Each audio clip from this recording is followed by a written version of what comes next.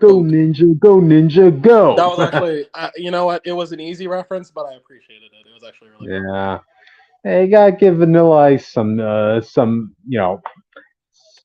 some respect. They He had should his say, contribution to the community. He has his contribution to the community.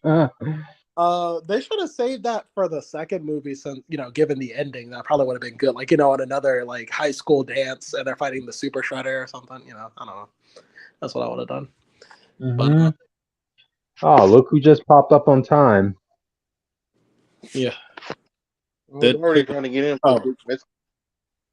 yeah, I was just making sure because I wasn't sure what was going on. But I know you were new to this thing. Yeah. Um, Yeah. so I have the stream pulled up on my computer. Okay. Cool. Gross. All right. Well, You guys want to get what, started, or you got some stuff you want to say? I think we should get jump started. in. Since here. Let's Started get good. started. Yeah. Okay, let me introduce us. Welcome to Comic Fanatic 2.0 as we review Teenage Mutant Ninja Turtles the movie. What was the It what was was the called title of it called? Mutant Mutant Mayhem. Yeah. Mutant Mayhem, more like mutant. It's okay.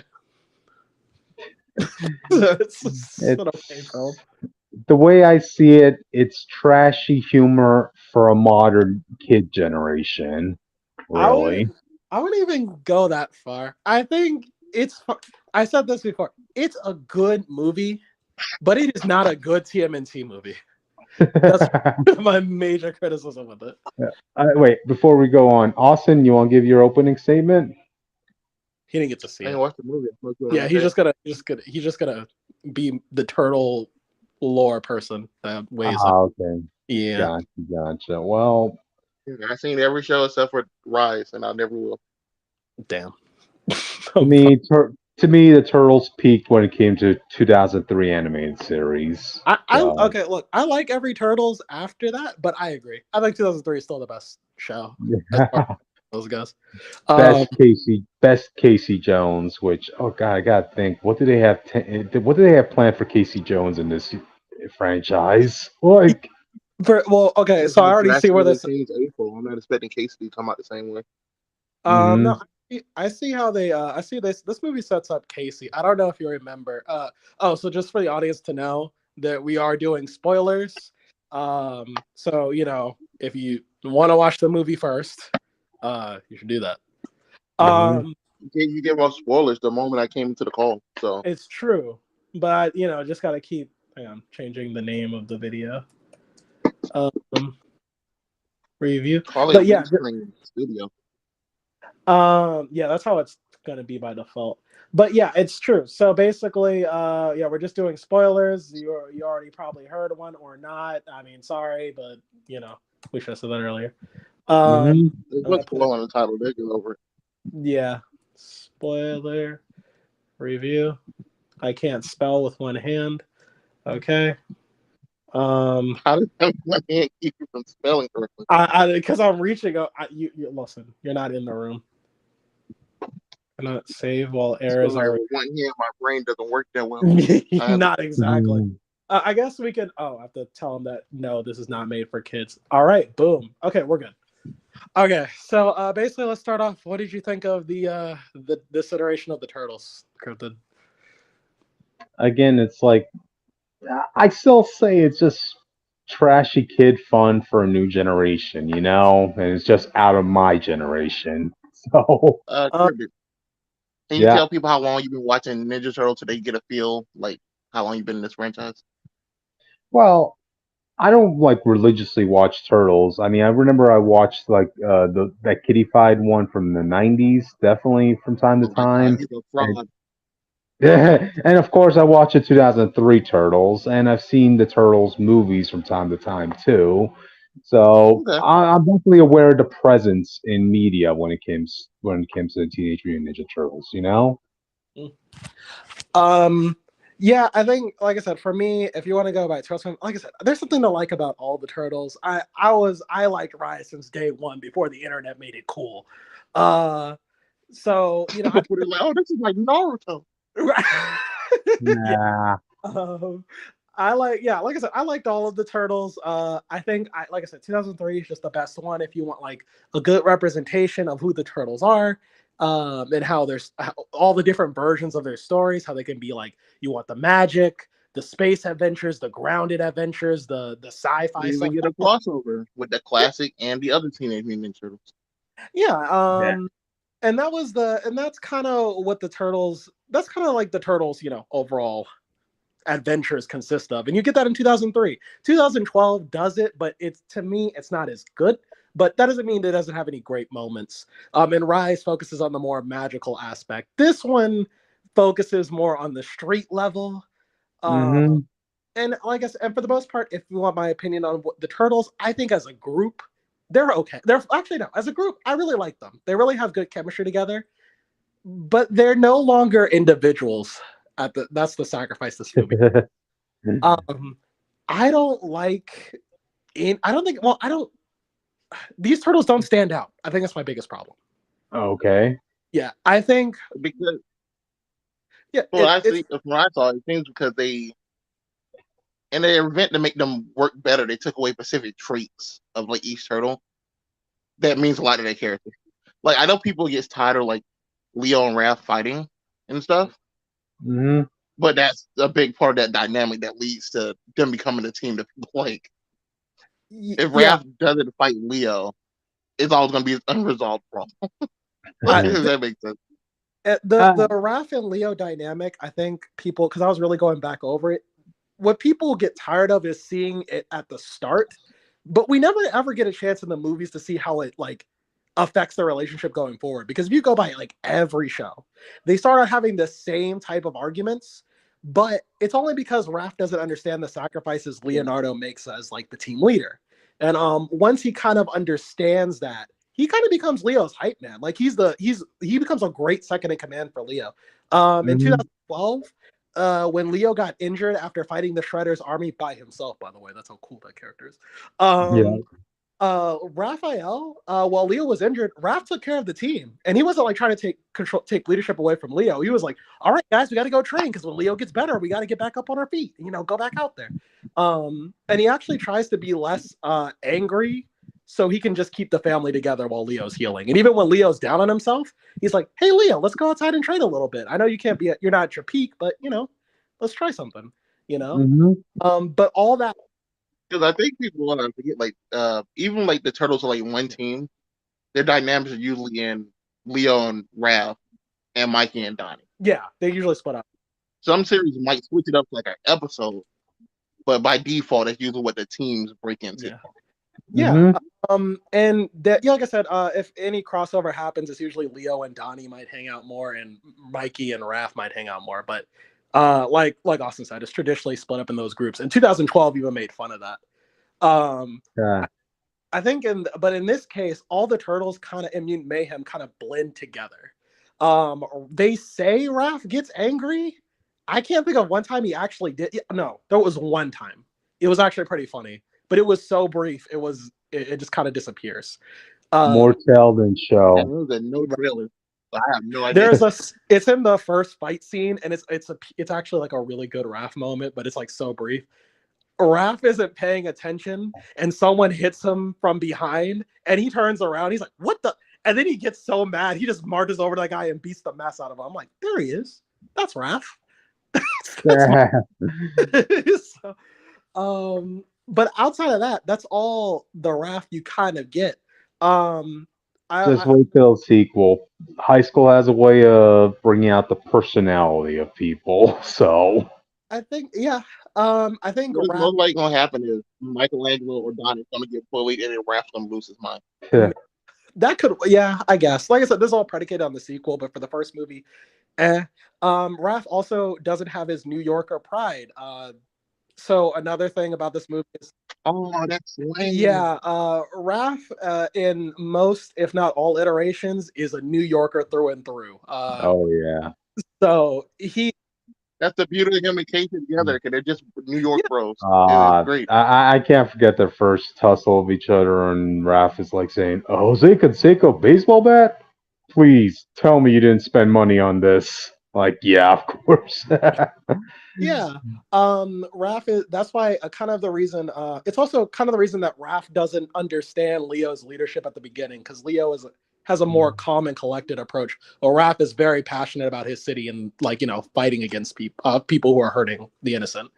And so when I saw this movie, and there's a scene where Superfly, the final boss, is attacking the city, I was very puzzled when Raph's reaction was, "Well, we tried. Let's go home." I'm like, I was like, Yeah, they put that in the trailer. That was one of the main things that made me not want to go see the yeah. I'm sorry, that's not a Raphael line. That's like you have Mikey and Donnie right there. Cryptid, I don't know if you noticed this. Donnie is not intelligent in this movie. I know. Yeah. He's just a nerd. He's a weeaboo. Instagrammer, like, what you call, always on his phone. That's the type of nerd he is. Influence. Yes, there you go. See how old I am, audience? The scene where they're trying to disable this doomsday weapon, and I think this is around the time I started noticing how much like I'm missing the original, like the Turtles feel, is in these moments, Leo, he's the leader, but sometimes he has to ask Donnie. He's like, "Hey Donnie, what is that thing? How are you going to stop it?" Because he doesn't know the tech and everything. And I realized he's not asking Donnie anything, and Donnie has no idea what this thing is. I'm like, wait, where's Donnie? Where's Donnie kicking in? And then later in the movie, when Leo's running down all the Turtles' personality traits, he turns to Mikey. He's like, "Mikey, you're the improviser." And I'm like, I don't think Mikey's improvised a single thing since we got here. He wants to give his brother some cred. That's what it is. Like, how about that? If you're talking about the other shows, yeah, Mikey is the improviser. He always forgets what the plan is. But yeah, go ahead. Yeah, well, the trailer stuff I saw, I don't see that in this. Which Donnie is a tech nerd. He is not a nerd. Michelangelo is typically the nerd in the group. Michelangelo is the one who likes comics, and he would probably be into anime more than Donnie would. Yeah. Mike's a geek. Donnie's usually a geek, and Mike's is a nerd. But now that you're both nerds. Yeah. In fact, there was one line that I thought was very dumb, and because it just doesn't make any sense if you know the show that they referenced. The final battle with Superfly, Donnie, Leo, actually, after he talks to Mikey, he's going to Donnie. He's like, "Donnie, what about your like crazy anime knowledge? Surely you've seen a lot of anime where like people fight giants and whatever." And then Donnie goes, "Oh yeah, like Attack on Titan. I bet you has a weakness at the back of the nape." I'm like, that's because that's the Titans. That's their weakness. That's not universal law, you idiot. The result? That's their weakness specifically. Like, that's the only way they can even take damage. You hurt them and they'll just feel. Yeah, they won't die unless you put them I still remember that Marvel and Attack on Titans crossover where Captain America was able to do that and slice a Titan's neck. That's a weakness, Avengers. Attack. Yeah, it's a very dumb line. And also it's followed by something that Donnie should have said, because Mikey is the one that points out the fact that that there's a blowhole, like a whale's blowhole in the back of Superfly. And I'm like, yep. He should have noticed that, not Mikey. If those lines were switched, it would have been fine.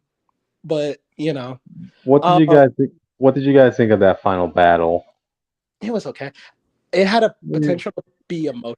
It went by too fast. Like, it was just basically a game of tag. Just stick the little capsule thing in the blowhole, and that's it.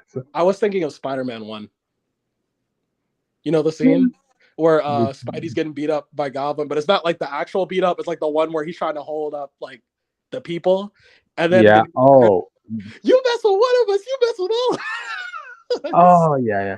It made more sense than TMNT than Spider-Man. No, I actually had a little issues with that final resolve, honestly, because you guys want to talk about that now? Let's just talk about it. Okay, when it came to the final battle, right? In the midst of all the chaos, all of a sudden, the one thing that turns the whole public into wanting to help the Turtles in the midst of all that chaos was one random teenager coming up on the news screen, puking and telling everybody, "The Turtles are good," and everybody's like, "Okay, now the Turtles have to be good because a little girl said that." Yeah, like, I think really? That's not even. Huh? Not the common sense that they're fighting the thing trying to kill Yeah. him, but the fact the little girl I said so, think, that makes but I sense didn't to me. like that too because the lesson the turtles learned, it's not like overturned, but so in the movie, the whole plot is that the turtles want to save the city because they feel like if they can and people know they did it, they will be accepted into society. Um, but sure. I mean, I don't mind it because the lesson they have to learn. That would not work in the X-Men. Yeah, Nope. the lesson they have to learn at the end is that's not how things should work. You shouldn't be doing things because you want to be accepted. You should be doing things because it's the right thing to do. And Hmm. That's a and good and that's the lesson they kind of learned. And I would have liked it if the movie stopped there and everyone just knows the turtles exist, but they think they're mutant freaks, and it means they have to be like doubly good ninjas. You know? Oh, you want them in the Spider-Man Yes. situation where the public's against them, but clearly I got to do this. Yeah. Yeah. But Yeah. I It's think it's a better way to go as opposed to like a complete 360 where the whole city adores them unanimously, no questions asked. All mutants are welcome. They can even attend the schools, no problems, no questions asked. Nah, the school thing is crazy. I don't know how you got the paper for that. That I don't. Yeah. They take a test. How you know what grade they're supposed to be Yeah. in? How you know they got a high school education? I think There you go. See problems. I think my issue with it is that it should have stopped there, and I think that if they wanted them to go to school, that should have been at the end of the trilogy. But the whole appeal of the turtles is the ninja aspect, and now it's like, well, now they don't. Well, that's one of them, but Oh, now that was a little weird how they tried to explain where they got all their skills from. Because spoiler alert, audience, both the Turtles and Master Splinter got all their skills from watching videos. yeah, which is Kung Fu And I movies. want you to know, as any kid can tell you in real life, that's not how that works. Hey, I started. Hey, I take martial arts, right? You start Yeah. no, finish. You Yes. started. You don't become a master by doing Yeah, it. that's what I wanted to say. Like, before I took official lessons, I would like, try teaching myself, through watching YouTube videos. But when I realized that wasn't really working out, that's why I decided to put myself out there into taking actual courses in Northern Shaolin Kung Fu. And boy, does that make a difference. So it's just weird to see, like, yeah, this iteration of Turtles. Well, not just so much as the Turtles learning. Not just in the recent Splinter as Yeah, well. Have Splinter learn from yeah, movies? exactly. Like this. You telling me what? You telling me Shredder's gonna show up and be like, oh yeah, I played a video game once. I learned from Marvel And Capcom. Yeah. That's I how I want learned to to fight. also want to reiterate for anyone who's watching this who's seen Rise, this is not the first time Turtles have done this, but it makes more sense in the context of Rise. In Rise of the TMNT, not Splinter, just the Turtles, they learn their martial arts from TV at first. And the reason it works is because later in the show you find out that they actually have the DNA of a very famous martial artist mixed in them named Lujitsu. And spoiler alert There for you the show, that winds up being Hamato Yoshi anyway. go. So Which is yeah, Splinter's real name for people who yes. don't know. And so Splinter already knows. So by the time they like figure all this out, Splinter is actually starting to teach them like how to get better. Because even in that show, the turtles are bad at fighting. Like Mhm. they can hold their own, but they're nowhere near as proficient as these turtles are. So Mhm. so it makes more sense. I think in this one, just having the turtles just learn, and Splinter for that matter. Now I'm Yeah. asking, why are they? I could have been fine with a turtle. You're not gonna convince me that Splinter learned like Yeah. Yeah. And what's crazy? They could have still stuck to the theme. Cryptid, you watched 2003. That was Yeah. when they reintroduced, because this was a comic idea they didn't do in the first show, but they did it in 2003, where Splinter was actually the rat that studied Hamato Yoshi's moves because he was a Exactly. He was a former pet of. Didn't they bring that in IDW I- too? Yeah. and Yeah. I know they're reincarnations, I think, and Yeah. I think Yeah. Yeah. Splinter was the pet of a master martial artist, and he would frequently have Splinter's cage in the training area where we would practice martial arts, and that's where Splinter was looking at him, studying him, copying him, so he learned some moves. Before he got the mutant thing. Yeah, but like at least like the guys in front of him. Exactly. You know, he see this dude every day coming here and try the same move like a yeah. thousand Hmm. times. So in the show you see flashbacks too, and that Hamato Yoshi, he treated Splinter with like that was his friend. So like he took him everywhere. He took him to the Battle Nexus tournament and stuff like that. So Splinter was actually Mhm. watching a lot of different actual martial artists do stuff before Yep. he became a master. Um, Hmm. and so, you know, like I said, that would have been fine. And it still would have fit into the themes of the movie that maybe you just swap some things around. So maybe like he thought that he could trust humans because of Hamato Yoshi, and then he realized only Hamato Yoshi was a good human. Everybody else sucks. And until he meets April, he's like, So he's still dead. To be fair, like he's that guy's only talking to a rat. I'm like, like if someone wasn't mutated yet, you know what I mean? That guy could, what the fuck? And he could have karate chopped his man in half. You know, while we're on the topic of Splinter, how do you guys feel about the overall version of Splinter in this film? okay. Someone said he got a gay boyfriend. Is that true? Nah, he has no, he has a romance with this one. That's not a joke. That's No, not a no, joke. No. People in the no, community no, will tell me he had a no, gay no, boyfriend. no. He has a romance with this one mutant bug lady at the Yeah, end. I was like, Very yeah. very disgusting. Where they both ended up smooching. Like, ugh. To be fair, the movie is making the movie. So had like a scene of getting the movie. They had this man a gay boyfriend. And I'm like, And to be fair to the movie, they know it's disgusting. That's the joke. Yeah, I guess that's supposed to be an extreme version of, like, let's say, seeing your parents have public displays of affection in public. You know, they're like, hey, I don't want to see that, or Yeah. your grandparents. I think that's fine. I like Splinter in this movie, but only to an extent. I Like I just said, thought this was just such the lamest. why does he keep getting less and less athletic looking? over the years, you mean? It's just that he's getting older.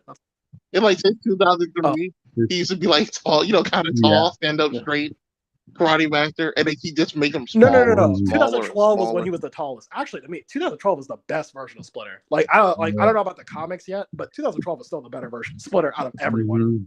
Mhm. But that was the tallest he ever looked, and then he became small after that one. Yeah. So basically, Well, there's this Splinter in this universe isn't so much as a sensei. He's just more like a dad. Well, quote unquote. You know, the dad out is wearing his fuzzy slippers and just sits in the couch all day watching flicks. Yeah. Yeah. Which is, again, that was in Rise first, but there was a narrative reason for it. It was just because you find out in that show eventually Hamato Yoshi didn't like the pressure that his family was putting on him. So he just kind of devolved into doing action movies. And then after he became a mutant, he felt his life was over. So he just kind of got depressed after raising the turtles. So that's why he was just kind of on the couch doing nothing, reliving the glory days. And this one, I guess because he just has nothing to do. Yeah. Like, Oh, he's more concerned of finding like a date online on Match.com or something like that. yeah. But like I said, well, you tell me not only are the turtles trying to have sex with humans, the rats are too now. not anymore. No.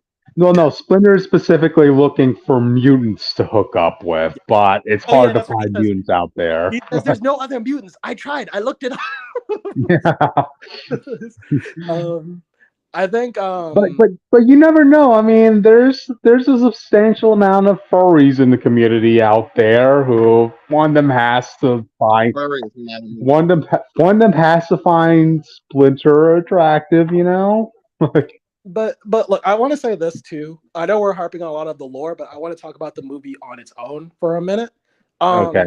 On its own, the movie's good. I don't want people to get the impression that it's a terrible movie because it doesn't follow turtle lore. I think I said this near the beginning. It is a good movie, and if I'm being real, everything they change is in service to the film. I just think it changes too much.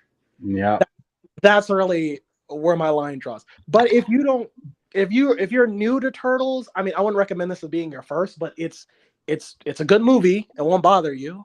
If you're just used to the Turtles changing all the time, then this is just another one of those changes.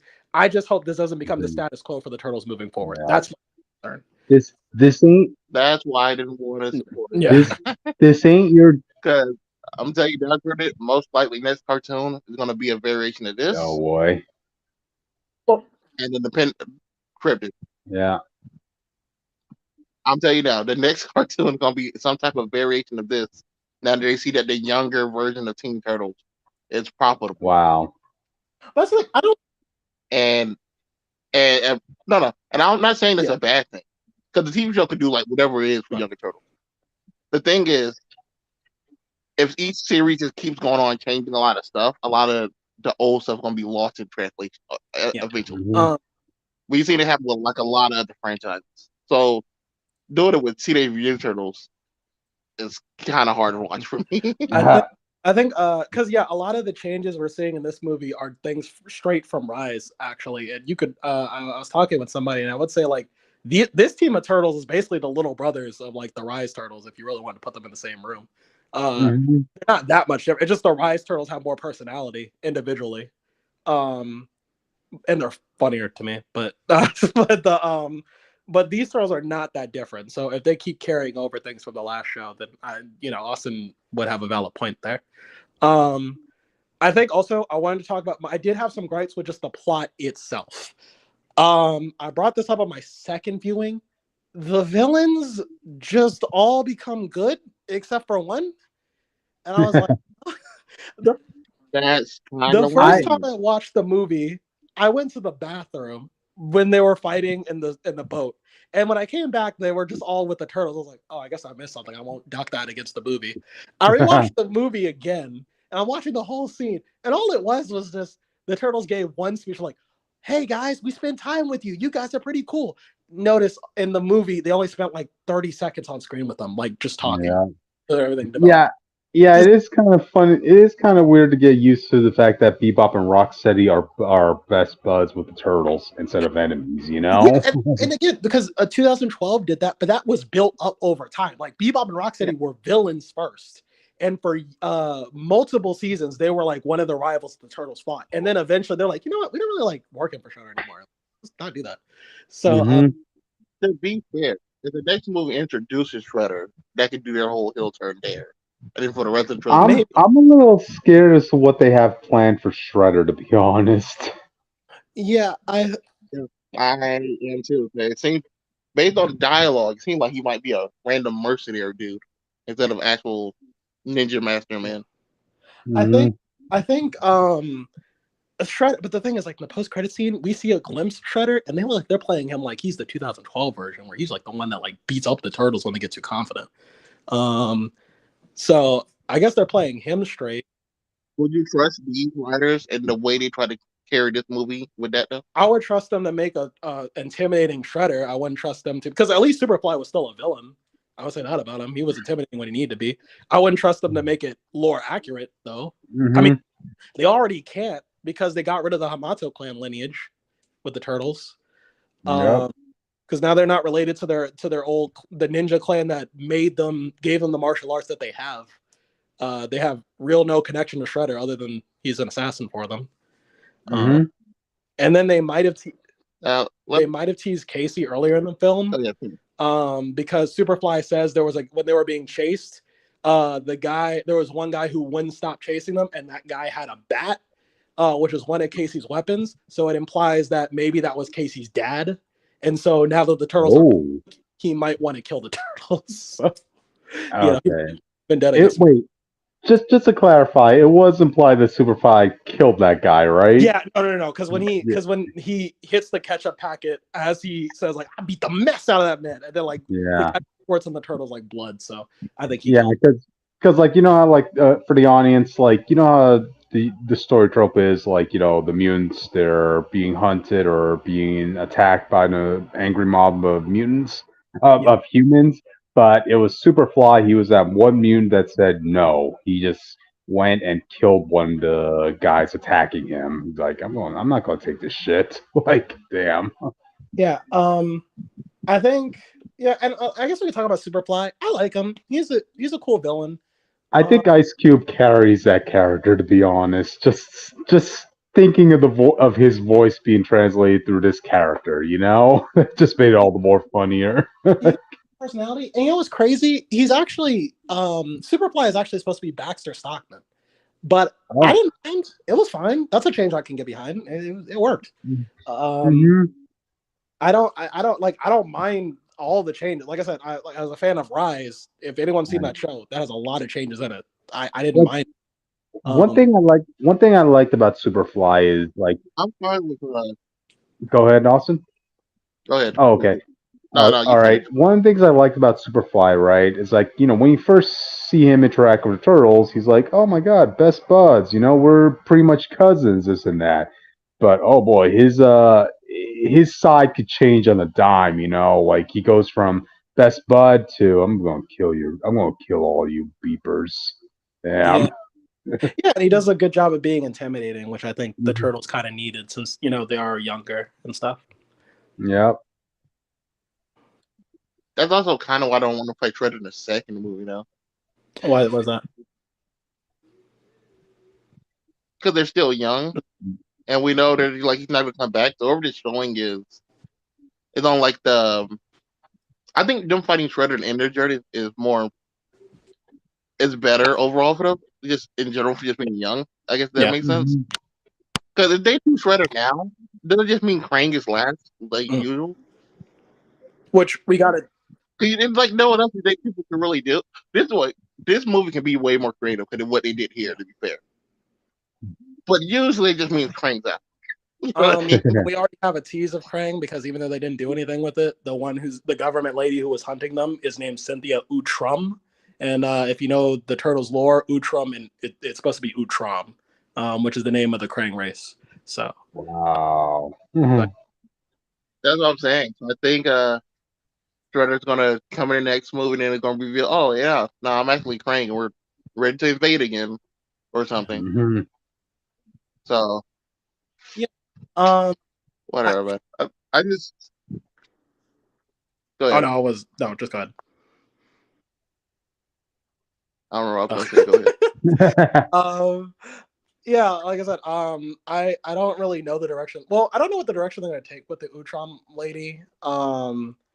Like I said, she seems like she. I don't. They didn't confirm she's Krang, but I feel like she is. Her name's Utrom. Yeah, I would have did to the next movie either. I'd be like, oh no, I've been watching you for Right. a while, and then I would reveal that the lady Well, was her Krang. whole motivation is to make super soldier mutants, and I'm like, I don't know how this ties into the Utrom. I mean, it can. I just don't know how. But What it can tie in if you make it for they're trying to make new bodies for Krangs. They're like, let's make these superpowered mutant bodies, then we put the Krang yeah, looking at because in 2012 said that the yeah. human genetics are more malleable than a lot of other races in the galaxy, so that's why they stick on Earth. So if they want to use that, it's true. But the mutagen, I remember. the Wait, go ahead, finish. But I remember. Superfly's plan was like the mutagen can work on it, which is true. I guess no, what am I talking about? That is always true. The mutagen works on humans. That's what I wanted to say.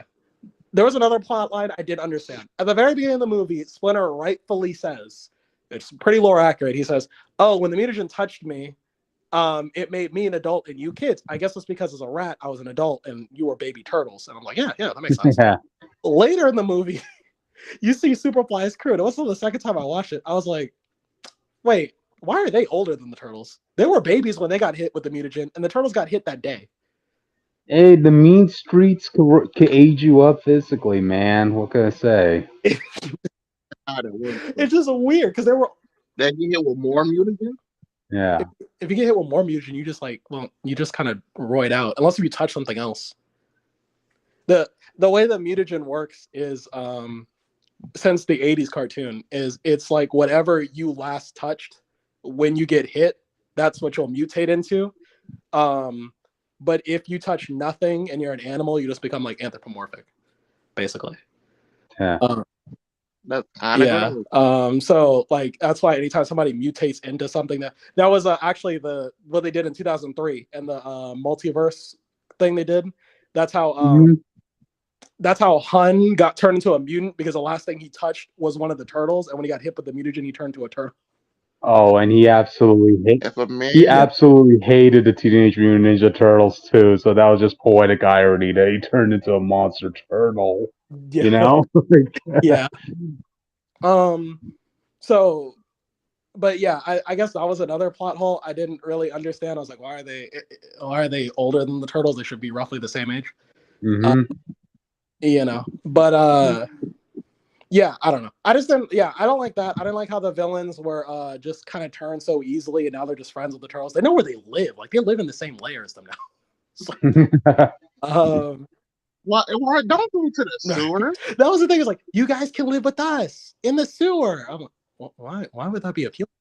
No, the world is set now. Y'all can move out. Y'all can get a house. Y'all can pay It's also rent. weird that Superfly had this idea for years and none of them spoke up because none of them were like, wait a minute, actually, I kind of like humans. Why are we doing all this? They wait till the 11th hour to do it. They were more scared. Yeah, they think that's one time, but they're Yeah. They were more scared of Superfly, if anything. I suppose, but even Superfly is like their brother. We don't get any indication that he treats them badly. He only got mad because they brought it up, but I'm sure if they said something very early on, maybe. I don't know. I guess we can go through the turtles a little bit. Lastly, I think Leo's still a standout turtle. I have. Okay, so first, I'm gonna start off with how many mutants were in this film? Ooh. Up the list. Well, okay, no, you don't have to really list. We're like, how many famous ones? All of them were all of people. Like all of them were either iconic or D-listers. So it was like I know we have Mondo Gecko, which I'll remember because I remember that episode 2012. Like Mondo Gecko, like I love that guy. We had Bebop and Rocksteady. We had what's his name, Leatherhead. But this time he was dressed in she. Yes, right? And they went back to the 80s design where she is a hunter in the bayou. But they didn't give her the accent, which I thought was lame. Why even make that reference? Yeah.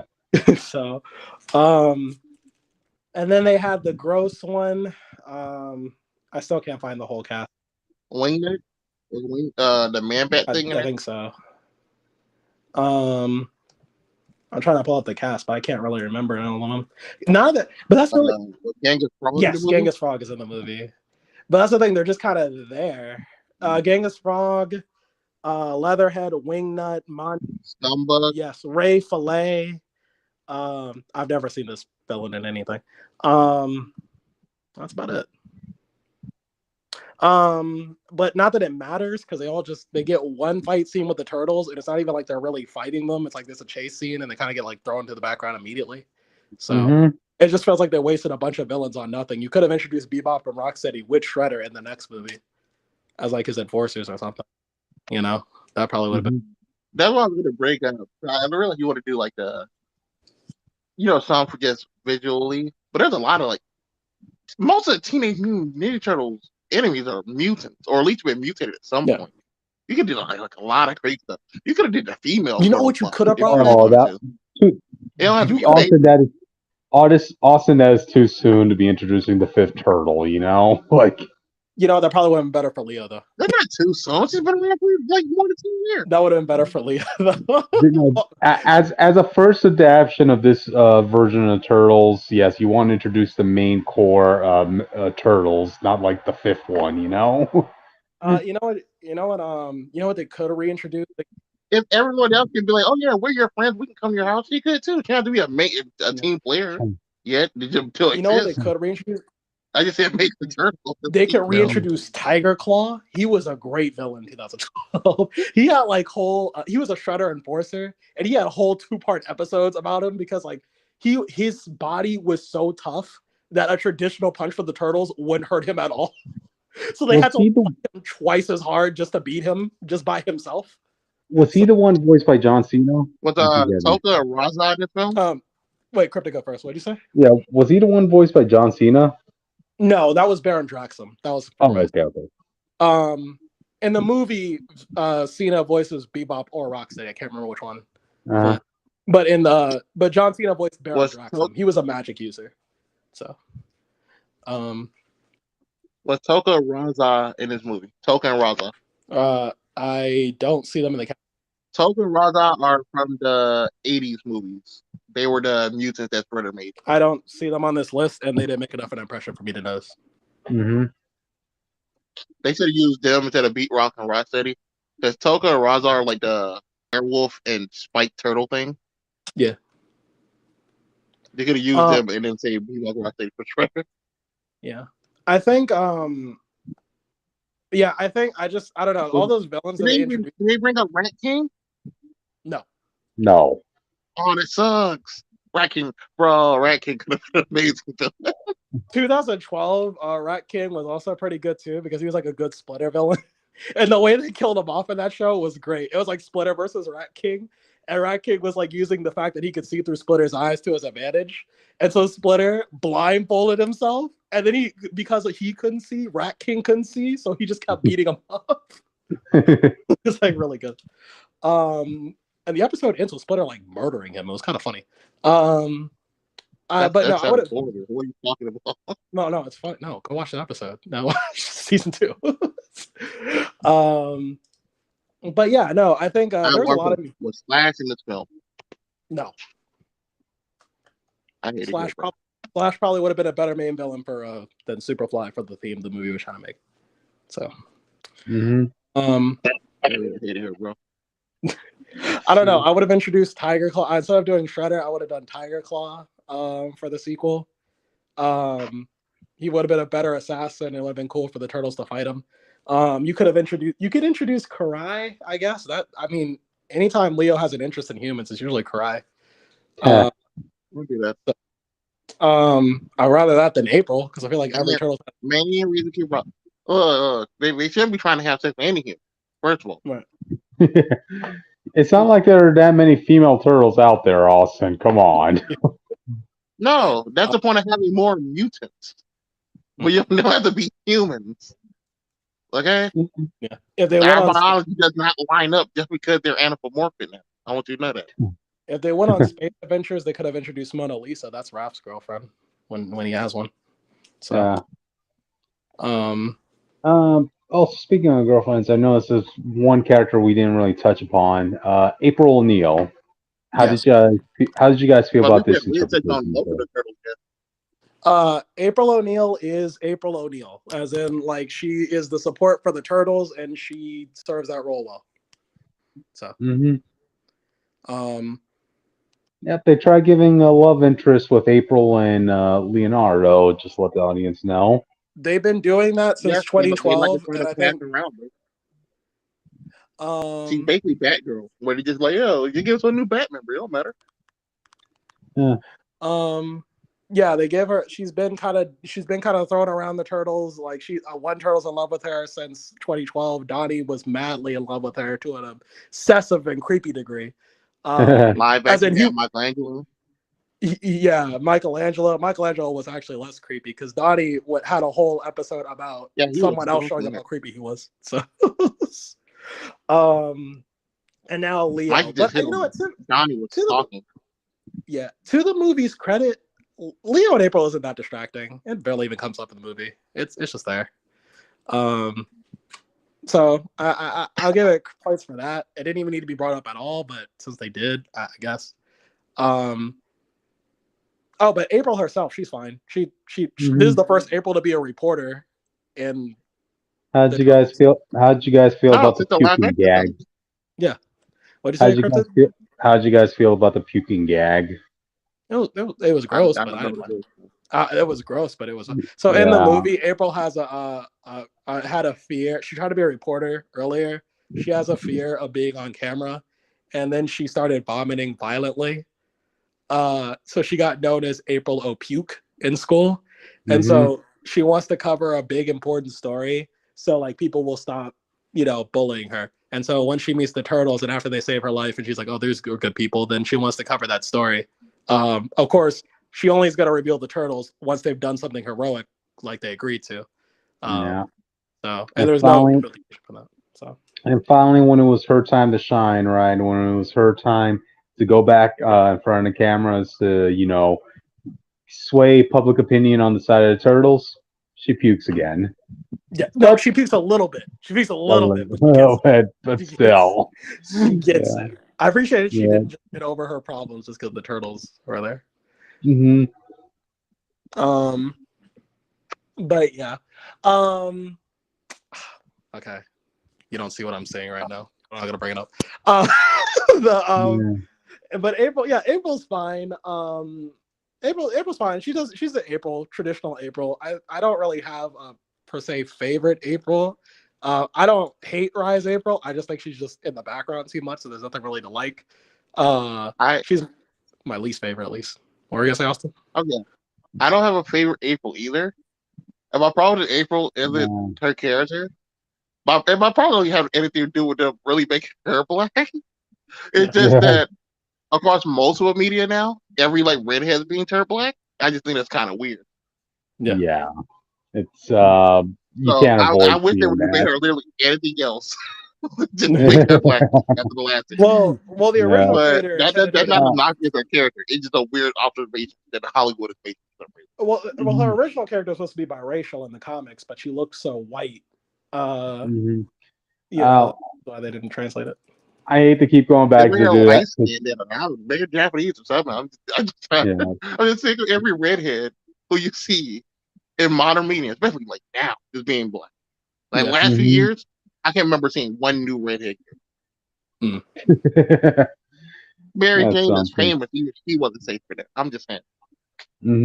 They did a redhead in that new Pixar movie, and she was the villain. So think about it. Redhead is yeah, but when I saw her trailer for April, she seemed fine. It just looked she was more a little bit. It looked she was more a little bit reserved than like the rest of them from what I saw. But I mainly just saw clips of her like asking them questions and stuff like that for her reporting job, or right now stuff for her reporting. But she seemed alright. I'm sure she's a good character. Jake doesn't hate her. I mean, I was kind of a little distracted when it came to the end, right? Where they had, when they got to the point of prom night in high school, right? April was just there to dance, dress as she really was dressed the whole time. I'm like, really? Well, to be fair, Leo was the one who asked her to go. So but still, come on. No, they go to prom, and then she's just kind of on her phone or something. She's not really paying attention. And then Leo just kind of enjoying himself. And then April goes like, this isn't a date, right? He's like, wait, what? And then that's how the movie ends. So that's how the first goes. So which is again, at least it's better than 2012 where April was constantly leading Donnie on. It was kind of bad. but like, why set it up? Man, I hate to keep going back to 2003, but I gotta say 2003 was my favorite version of April. Yeah, she was a reporter, someone trying to make it in the streets of the city, but she ended up getting involved into the Turtles' world, right? And you slowly start seeing her character grow to the point where even she starts taking lessons from Master Splinter on how to fight.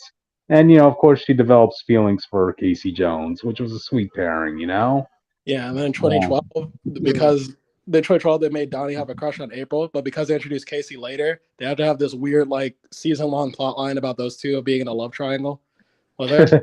And so and eventually they became friends. But okay. I can imagine being one person who loses your love to a turtle, bro. That's insane. And Casey coming to the next. Actually, that would be a good lesson for Leo if Casey does come and him April get together. Yeah. That would be an interesting lesson to for a young teen in general, not even just a turtle, just a young teen in general. Yeah, that'll make the next movie more interesting for me to watch it.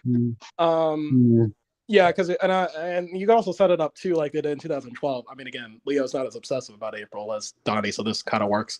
Or April maybe starts hanging out with Casey, and like Leo doesn't know at first because he's like busy with his other stuff. At the time, April was mad at the Turtles. That's why, But she was hanging out with Casey, and then eventually Donnie found out. Yeah. So you do something like that. I'd be really interested in Casey versus the Turtles. I think that'd be really. You want to reveal? Oh yeah, so I learned my skill. I have this karate game. I just copied that. Hey, Casey's got skills, guys. Don't doubt it. I want Casey to reveal he wants to fight himself for Mortal Kombat. There you go. I did want to say this though. There wasn't a lot of it, but the fight scenes were pretty good. Like the actual martial arts in the movie, like when they were like doing there was the montage where the turtles were going through every crime ring in the city and just kind of beating the mess out of everybody, and it was really good. I really like watching it. Mhm. That was actually made me want to see more. That's why I kind of wish Superfly didn't grow giant. Kind of like the hand stuff better. Yeah. But I was a little sad. I was a little sad that Superfly just died by the end. I was yeah, thinking you could have brought him back for the sequel. I mean, there's still some stuff to dig up with Now you're playing Superfly. Shredder. yeah. Oh, but they might though, because if you remember at the ending, Cynthia Outram, she's talking about her plans, and you see a fly in a container where they could fill some ooze in it and make another Superfly. So, Aw. I want No, the I would. original. I I want the original, not a cheap knockoff, Jake. Yeah, all that means is next film, Baxter Stockman's gonna be Superfly. no, Baxter Stockman's dead. Maybe That he could sucks, be. bro. I think it's If he implied that he survives, died. he's gonna be Superfly. Yeah, it's implied that he died in the opening. He's actually the reason the turtles even got hit with the mutagen, because he made it in this timeline. So Yeah. What I would have did was my post credit scene. Well, I would have built that Shredder got mutated too. yeah, Oh. And his whole neck will be him trying to come back normal. yeah. Yeah. Oh well, no, because Shredder does. That was been a thing since the movie where he becomes Super Shredder. So Oh, No. I that want him to touch like a Wolverine, and it ends up being like just Hugh Jackman or something. no, Hugh Jackman as the Shredder. Oh, Give Just the like action just the right Wolverine. then. So now he got natural born claws instead of the thing. He's like, nah, bro, I want to be a regular man. I can't lead the quit like this. What are my daughter gonna think of? yeah. Yeah. But like I said, I don't know. Like I said, it's a good movie. Like I said, I want to rate it. Like we were harping on it a lot, but I'm saying it's a good movie. Like it's just not gonna blow me away. I think when it comes to animated movies, a lot of what carries a lot of them will be the animation. Like I said, I like the first Spider-Verse movie, but the animation, like it's great. Don't get me wrong, but I don't care about it or be watching it as much. But you would swear that movie was the second coming of Jesus Christ the way that came out. So The problem is now we're getting used to it right. because every animation, every good movie I think me and Jake watched recently had it. Puss and Boots had it. I saw another thing that had it in there, and now this had it, and all kids animated film. Yeah. And to be So fair to now that Turtles, style is not really unique. Yeah, it fits the Turtles a little bit more than Puss in Boots, to be fair. I think, well, to be fair, Puss in Boots and Turtles and Spider-Man do different things with it. Spider-Man sticks to the comic book style. Puss in Boots plays around with the more fantasy transition. He goes back and forth. Yeah, and TMNT is a more grounded take on that style. So they're all doing different things at the very least. Mhm. I just think that I know where a lot of people animation will carry a movie a long way, especially if the plot's already good. I know. And so Steven's there. Yeah. So, and I think, but for me, like I said, the movie's good. Everything change they make works for the story at hand. I just think this wasn't the story that you should have gone with. This is like one of the rare instances where I'm like, you changed too much.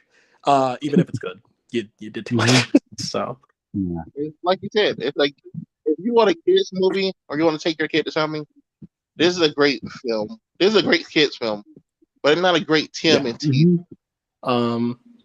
But it changes. I mean, and the sequel.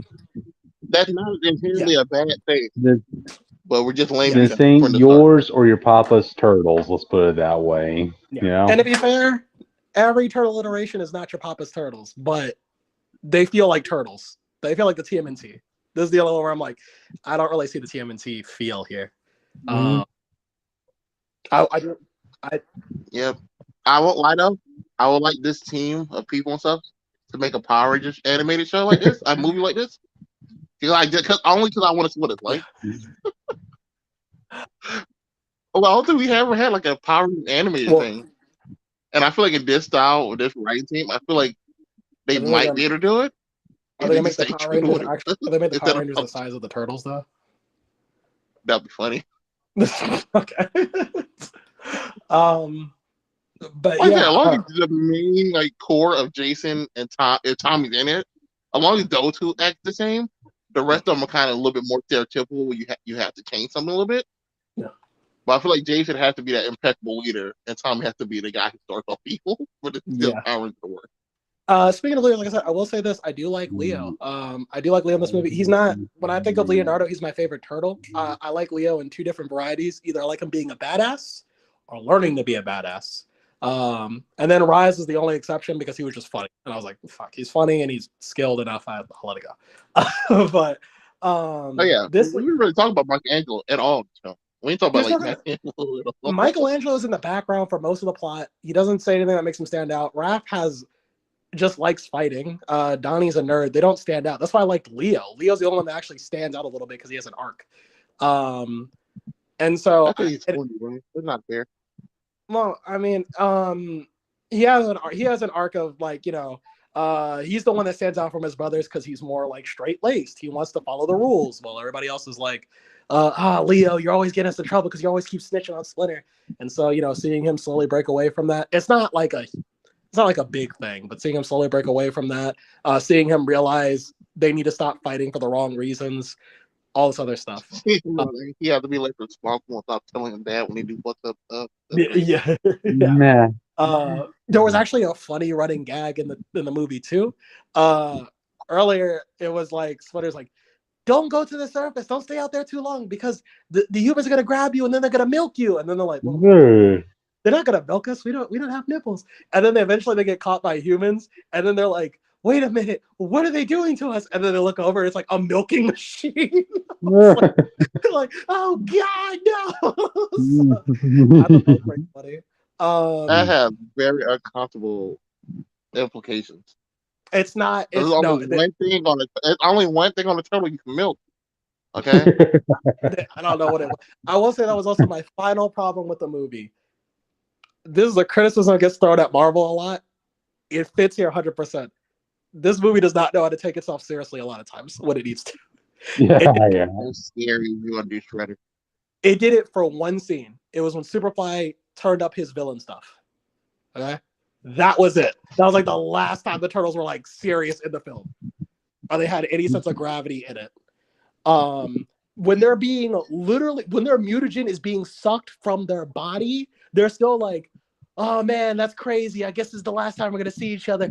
Well, what do you guys want to do?" He's like, "Well, I wouldn't mind if you sing a song." And then they start like singing a song or something. I'm like, "You guys are dying." A little gravity in this. And I know people are gonna be like, "Well, it's a kids movie," but I'm like, "No, Puss in Boots know how to do it." So I don't even think that's Spider-Verse. Kids movie. But I would say that's not how kids will respond to dying. You know what I mean? Yeah. And they don't even take in the fact that April abandoned them at that moment. Well, they thought she abandoned them. She actually went to go get help. But none of them were like, "Oh man, Leo, it sucks. You really like that girl. She really abandoned us." And Leo's like, "Yeah, I guess." Like they don't even have any of that conversation. That's not even a conversation in the movie. You know what, Jake? What's up? I'll take the singing scene if it's Leo's and Raph attempts at calming Mikey in their last moments. It was like if Mikey asked them to sing a I was going to say if Mikey asked them to sing a song, I feel like they might do it. They're dying. And they couldn't figure out a way to get out. Well, it would have to be. It depends on the type of turtles. This turtle's definitely. It would not be the 2003. 2003. No, that was it. It would be that turtle. But I was like, I see it. If you're taking like young kids and stuff, I see in their last moment, Leo and Mike and Raph trying to be as brave as they can and keep Mikey and them calm, like in their potential last moments type thing.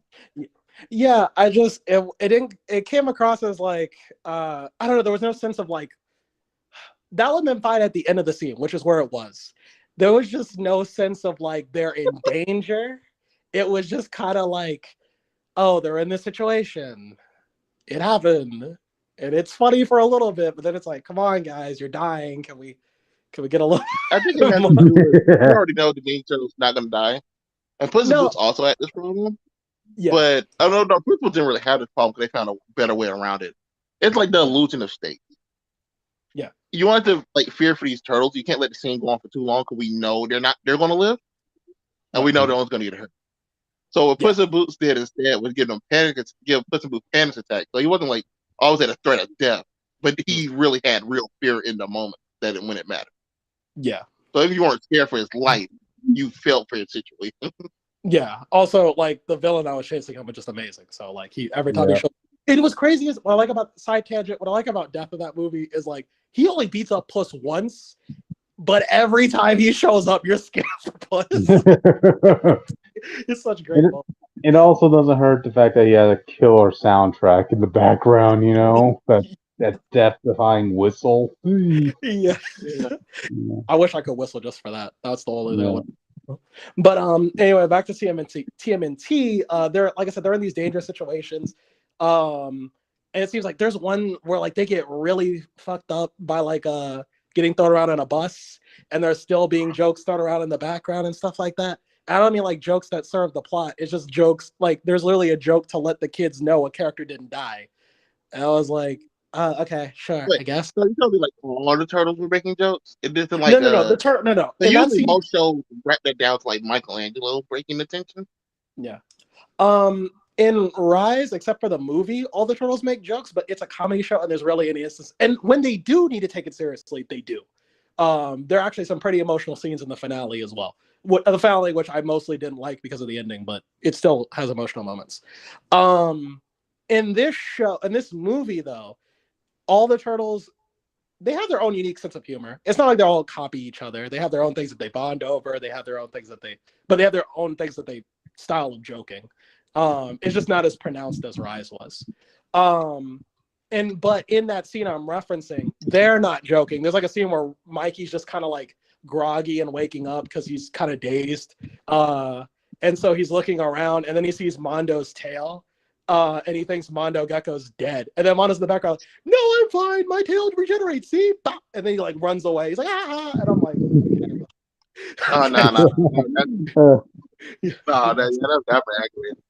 Yeah. So it's a scene that literally is supposed to tell the audience that, oh, everything's okay. Don't worry. It's not too dangerous. Don't and that's the type of humor I don't like. And sure, in some Marvel movies that is a problem, but this is kind of what I think of. It's not like this to me a lot of the time. But yeah, that's my criticism of the actual movie. I know we kind of been all over the place. We'll organize this in the next one, we promise. but yeah. We'll sit down and make sure we got points, so we try to hit for each person beforehand. Yeah, we were just kind of rushing to get this. We were supposed to do this. We all watch, because I was not planning to watch this movie. No one, just so everyone knows. We're still not used to the live stream format. Usually, when we're doing movies, when we were recording them, I would have the points, but we didn't. This is kind of a last minute thing we did. So, you know. But yeah, I guess we can wrap up with final thoughts. What is it? So, final thoughts, Cryptid. Hey, a turtles for a new generation of kids. So yeah, just not my generation. So yeah. I'll say this: when Seth Rogen kept saying that this movie, he wanted to make the turtles relatable as possible, and at first I was all on board for that because I think there's a way to tell that story. Gross. Well, I think he was just saying let's make them younger, let's make them actually look like teens. That was like some of the things he was saying. He's like, I don't want them to look or sound like grown adults. I want them to look and sound like teens, and we want to actually focus on the terms of acceptance and stuff like that. Which is, like I said, I looked at that, I was like, oh, I'm actually interested. I'm interested to see what that is. I was actually very hyped for this movie. But I think for all those changes, which again, they all work for the movie, I think you did that in sacrifice of what makes the turtles special. It's the fact that they can't fit in, and they never will. But they still fight for the city anyway because they're honor bound and they love the city, basically. And the words of X-Men review we just did, well, technically yesterday. Yeah. A woman told Kitty Pryde on the bench, if everyone can do the same thing, that means you guys are lame. Yes. What makes you unique that you can't do that, Kitty? Yes. I don't need Donnie to be relatable to me because Donnie already fits. He's already has a relatable part of him in his own way. He can't fit in with his brothers because none of his brothers are nerds. They only can bond with him when he's making technology. So you can make a movie about that. Mikey, too goofy. He likes to keep the team together, but everybody finds him as the annoying little brother. That's what makes him relatable to little brothers. Leo's the responsible kid who has to keep all his brothers in line, but they don't always listen to him. That's his story. Raph is too You're the compassionate. one that gets in trouble when your mom comes home. Why do you keep your brother from doing something? Yeah. Raphael is the emotional one who doesn't understand how the world works, but he thinks he does. And sometimes that gets him into trouble, but he's really caring in the end, and no one seems to understand him, or that's what he thinks. That's what kind of makes him. Comes off as well, but on the inside, he's just trying to do what he thinks is best for everyone. Yeah. I think, and if you want to make these, and that's why these dynamics work over time. I think at every Turtle show they get that across. Even Rise does that with Leo and Raph, but in reverse. So I just don't. I don't like how this movie takes what makes them special to make them just like anybody else. By the end of this movie, the only thing that separates them from actual kids is they're turtles. Yeah. So I like the other day, what makes They these don't turtles? have to be great. Yeah, so like the end of the day, like what makes the turtles special anymore? If they can just learn karate from watching TV, anyone can. Yeah. So you're like, so what makes them special? I just I don't know. I think focusing more on their individuality on the sequel should be the priority here. But hey, I know some people really like these turtles. That's okay too. But I just hope this isn't the mainstay for the series. So, Mm-hmm. There you go. Yeah. Well, anyway, those are our thoughts for this movie. Hope you all enjoyed. Yeah. Yeah. We'll have another episode at some point. Yeah. Yeah. Please leave your thoughts and opinion. What do you think of the movie in the comments below, audience? Yeah. Let me know how you feel about these turtles trying to have sex with people. I think it's bad. I think you gotta have to stop. Y'all let me know if y'all on board with turtles romancing people. Listen, dolphins Be- have affections for humans sometimes. Okay. Bestiality. How you guys support that? Yes or Yeah. no? What Let us know. what side are you on? If you guys want, if you want my opinion on it, I don't mind the turtles being in love with something. I mean, as far as they consider themselves their people too. And we kind of already accept with Raph that Raph can be in love with another alien that looks like a lizard person. So I don't. It's not that I want to see them in a I'm just relationship. talking about humans specifically. I don't care if they date I don't care if they date. I don't care if they date birds. I do not care. I'm It's not. talking about regular It's not that I humans. want. It's not that I want to see them with a human. Is that I don't mind when they do it as long as it's not how they did But it in 2012. That's listen to me. Listen to me. If Sonic the Hedgehog can't date a human, Teenage Mutant Ninja Turtles cannot. That's how I'm bro. saying. The reason it's weird for Sonic because he has options. He has like options left and right. Like what are you? Yeah, that's what I'm saying. If I did Ninja Turtles, I would give them options eventually Yeah. when they're emotionally mature enough for relationships in my show. Well, there you go.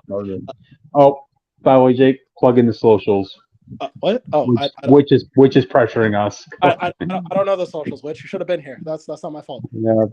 Okay, You can we're find on Witch Twitter. and certain stuff as Witch underscore of underscore Jotunheim.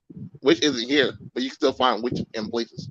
Yeah. You can also find us TikTok, on Instagram. Twitter. You can also find us on Instagram at Comic Fanatic 2.0 or on Twitter at Comic Fanatic 69. So yeah. Also on Threads, but I don't remember what the thing is. Yeah. Mm-hmm. Also, if Strange Fate is still watching, I see you. All right. That's it. Yeah. I better saw some booze in the chat for Jake because I told that's the trend now. Yeah. No. Gotcha. Well, anyway, let's close out for tonight, guys. All right. Bye, everybody. Bye. Bye.